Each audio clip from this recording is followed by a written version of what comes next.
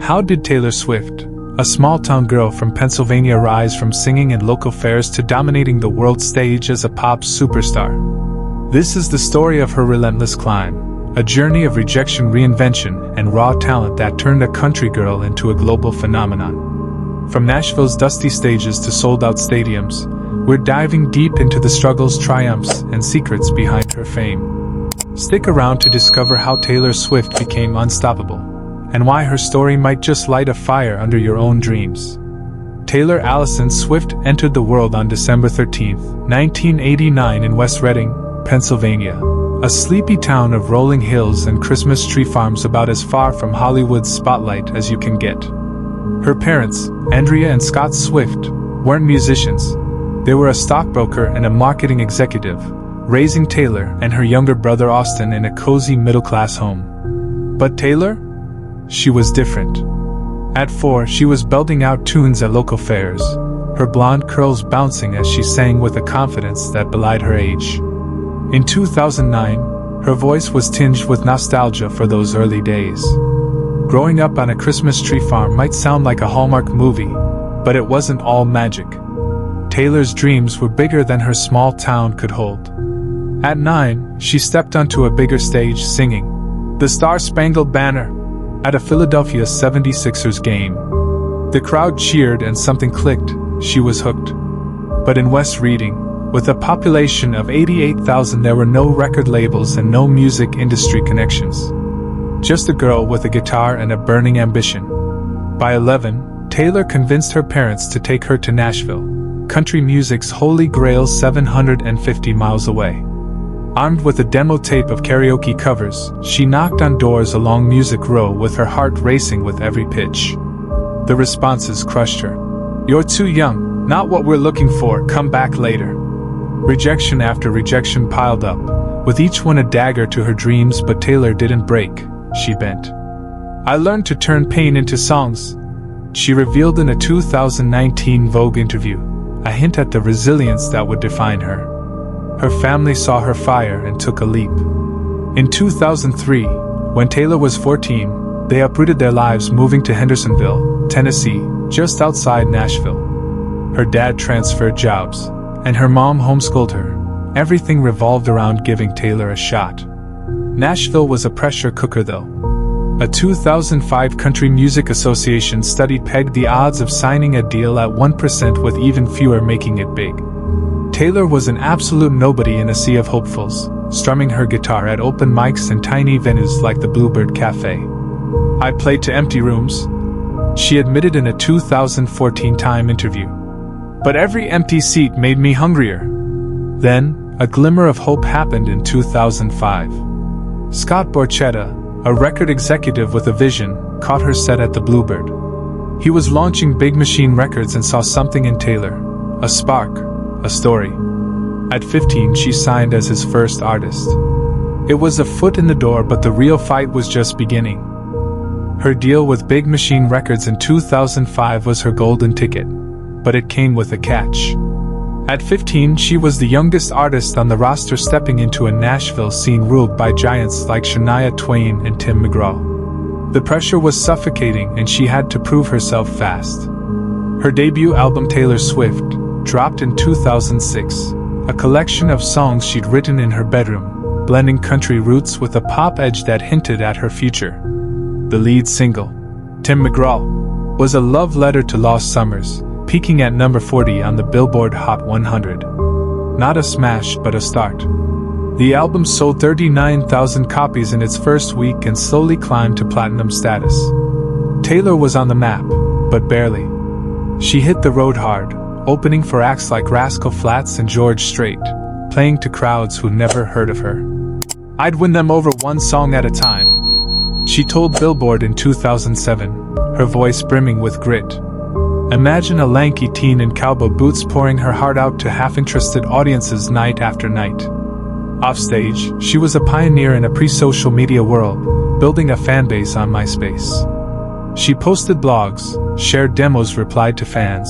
By 2007, she had 1 million friends on the platform. A 2008 study showed 60% of her early fans found her online, a move that made her a digital trailblazer when most artists still leaned on radio. Then came Fearless in 2008, the album that changed everything.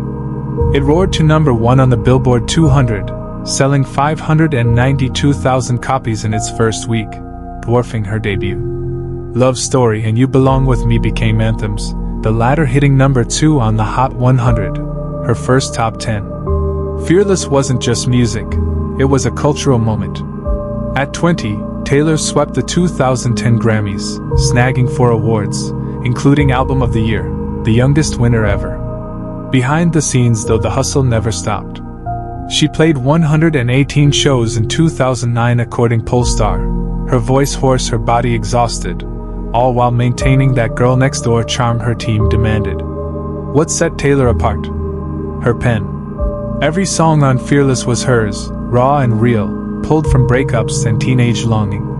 I write songs to cope, she confessed to Rolling Stone in 2010. Fans, especially young women, saw themselves in her lyrics.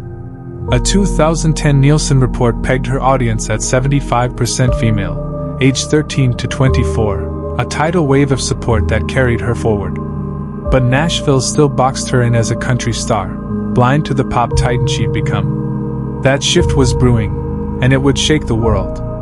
Taylor Swift's Fearless era in 2008 had planted her flag in Nashville, but the hustle was far from over.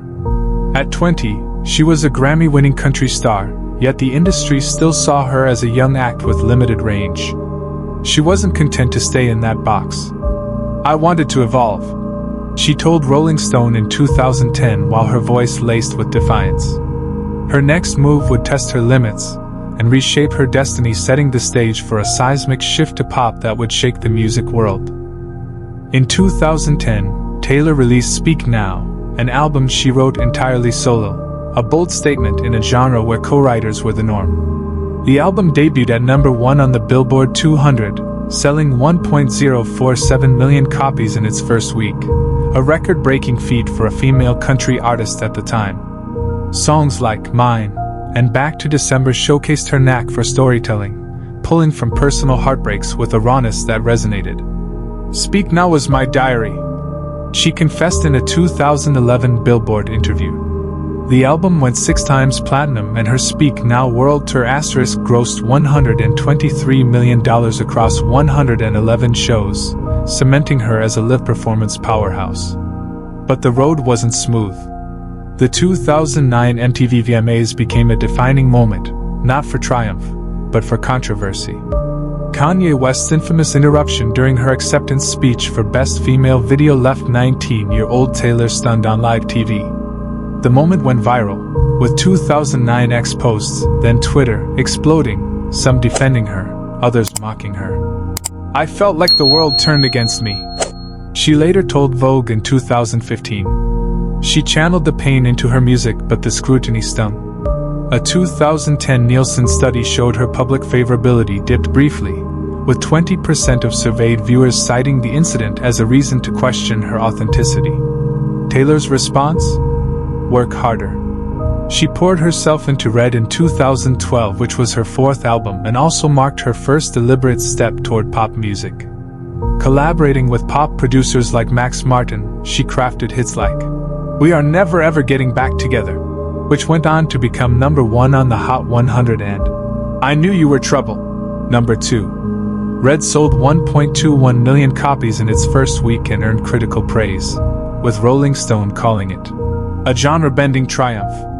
But country purists pushed back, accusing her of abandoning Nashville. X posts from 2012 show heated debates, with one viral tweet reading, Taylor Swift sold out, country to pop in one album. She shrugged it off, telling the New York Times in 2012, I'm writing what feels true to me. Her hustle extended beyond music.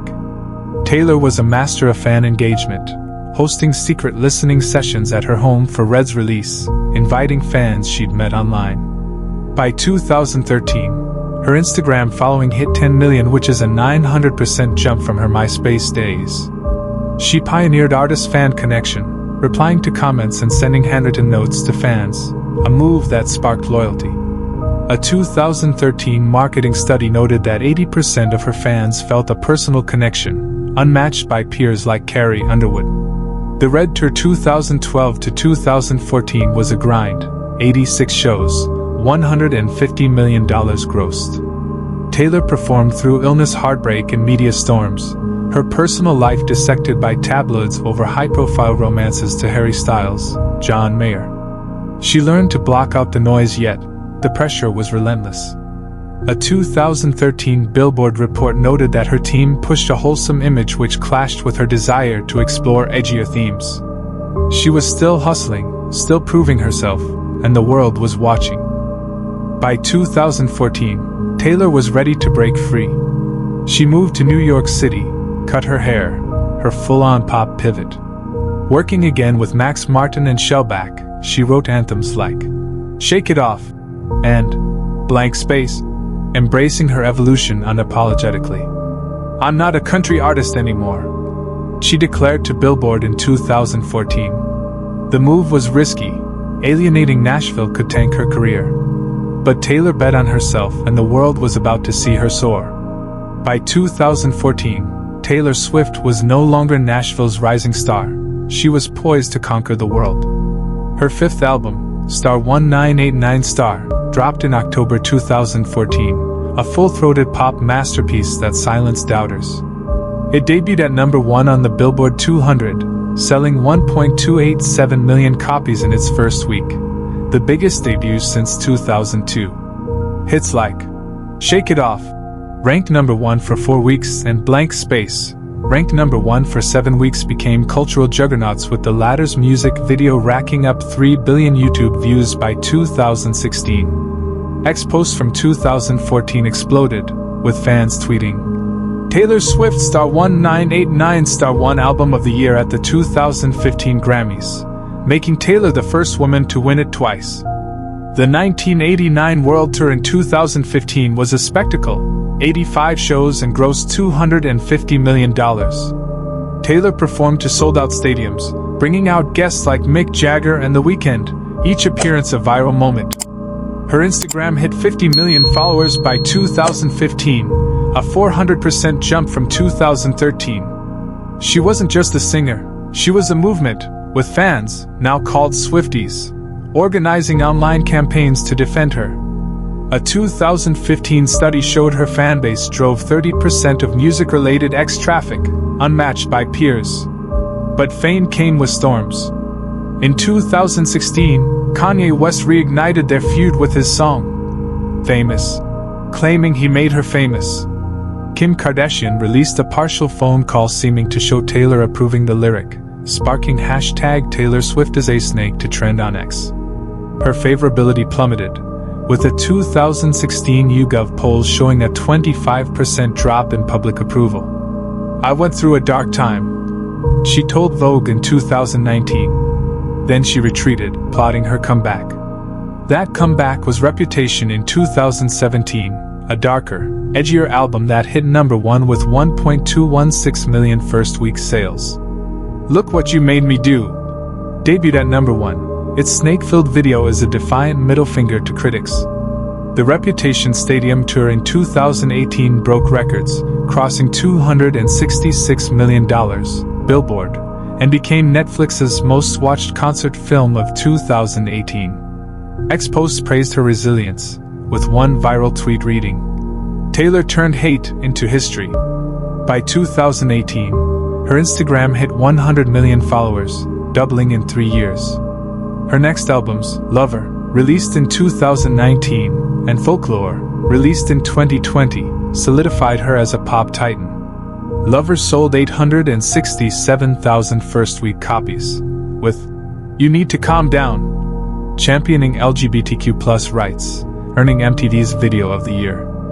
Folklore, a surprise indie folk drop during the pandemic, won Album of the Year at the 2021 Grammys, her third win in the category, a record.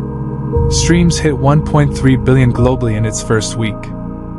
Posts called Folklore a cultural reset, with fans sharing lyric edits that went viral. Taylor's ability to pivot genres while staying authentic was unmatched, and the world took notice. By 2025, Taylor Swift wasn't just a superstar, she was a global institution, a cultural force who rewrote the rules of fame. At 35, she'd sold over 200 million albums worldwide, and her Eras tour in 2023 to 2024 grossed $1.04 billion across 149 shows, making it the highest-grossing tour ever. The tour wasn't just a concert, it was a pilgrimage for Swifties, with fans trading friendship bracelets and filling stadiums with glitter and tears. Posts from 2025 show montages of Eras tour moments, with one viral video of 80,000 fans singing "Anti-Hero," hitting 10 million views. Her influence stretched beyond music. Taylor's fight for artists' rights became legendary. In 2019, she publicly battled Big Machine Records over her masters, a saga that sparked #WeStandWithTaylor on X, trending globally with 1 million posts. She began re-recording her own version of her early albums, with Fearless of 2021 and 1989 of 2023 both hitting #1. By 2025, her re-recordings had sold 10 million units, proving her power. "I own my work now," she told Time in 2023. She was named their Person of the Year. Taylor's cultural impact was seismic. Her Midnights in 2022 broke Spotify's single-day streaming record with 185 million streams, and the Tortured Poets Department of 2024 sold 2.61 million first-week units. Her fashion, sparkling bodysuits, vintage dresses, inspired trends, with Vogue dubbing her 2025 Style Muse. Her Instagram hit 270 million followers by 2025, with 1 billion TikTok views on Eras tour content, according to analytics. A 2024 study showed 40% of Gen Z cited Taylor as their top musical influence, unmatched by peers. She also became a voice for change. Her 2018 political endorsement of Democrats shifted voter registration, with Vote.org reporting a 65% spike among young voters post-endorsement. Her advocacy for women's rights and mental health resonated, with a 2025 JED Foundation survey noting 70% of teens felt inspired by her openness about anxiety. Posts praised her, with one tweet reading, "Taylor Swift is more than music, she's a movement," garnering 50,000 retweets. The spotlight brought challenges. The media scrutinized her relationship with Travis Kelce, and critics questioned her environmental impact from private jet use. Taylor responded with transparency, offsetting tour emissions. Her resilience shone, rooted in her Pennsylvania grit. By 2025, she is allegedly working on a new album and an Eras tour film, both teased on X as game changers. She wasn't just a star, she was a legacy in motion. What's next for the pop queen? From a Christmas tree farm in Pennsylvania to the pinnacle of global fame, Taylor Swift's rise is a testament to talent, grit, and unrelenting vision. She turned rejections into anthems, controversies into comebacks, and fans into a family of millions. In 2025, with a new album and Eras tour film on the horizon, Taylor's story is far from over. Will she redefine music again? Become a filmmaker? The stage is hers to command. If Taylor's journey lit a spark in you, smash that like button and subscribe to Fame Breakthrough for more epic rise stories. Comment below, what's your favorite Taylor moment? What's your prediction for Taylor's next move? Stay tuned as we dive into our next celebrity rise to fame documentaries.